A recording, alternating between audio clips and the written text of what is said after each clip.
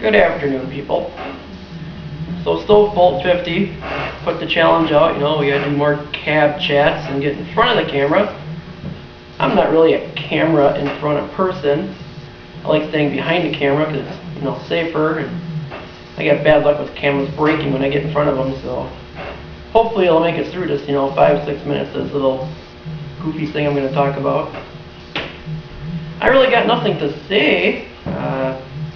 First off, I want to say thank you to Vapor Lock Vixen and Stove Bolt 50, Scott and Amy, for the wreath giveaway last night. I thought that was really cool. Thank you. Other than that, I'm usually a pretty quiet person. Keep to myself, don't have a lot to say. So I was sitting here racking my brain now for the last couple of weeks of what could we talk about in cab chat. And figured I'd let you know what got me into this hobby. Kind of started out with my dad. I would have to say he taught me my skill. Fabricating, repairing, fixing, rebuilding. I mean, he's a master at all that. And I was drugged with him probably by the time I was 6-7 years old. Helping him. He's a diesel mechanic, so we'd be in the middle of some quarry somewhere rebuilding a V12 Detroit, or we'd be doing something and I'd be helping him. And as I got older, I was doing the work and he'd be, I'd either be, pulling the heads off and he'd be pulling the pan off, or vice versa. I mean, we worked pretty good as a team. In terms of fabricating, we built cranes, we've built boilers, we've built, you name it, that man's built it and I've helped him. So I learned a lot from that. In terms of the hobby, the hot rod, rat rod hobby, I'd have to say that goes back to the 80s. I was still a little kid. My neighbor, who was probably 8, 9, 10 years older than me at the time, he had a Fury, I want to say like a 64, 65 Fury. The other neighbor had a 71, 72 Chevelle. And this is like 81, 82, so it was the typical look where the cars are jacked up really high in the back, big tires, the Mickey Thompsons, the Krager wheels, loud exhaust. That's just the way it was back in the 80s. And that kind of struck a chord. The other thing was my best friend, Rich.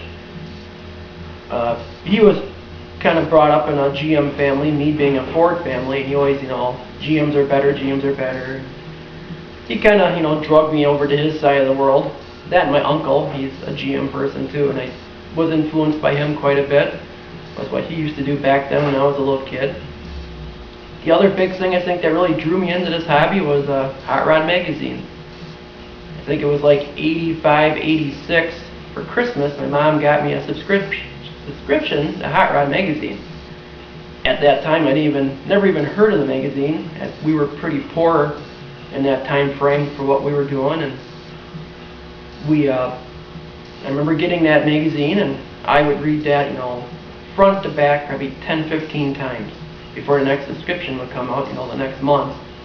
I saved all of them. I got filing cabinets full of all my hot rod magazines, but that probably really taught me and showed me what the world was doing and how they did stuff and how to make a hot rod and what a hot rod should look like.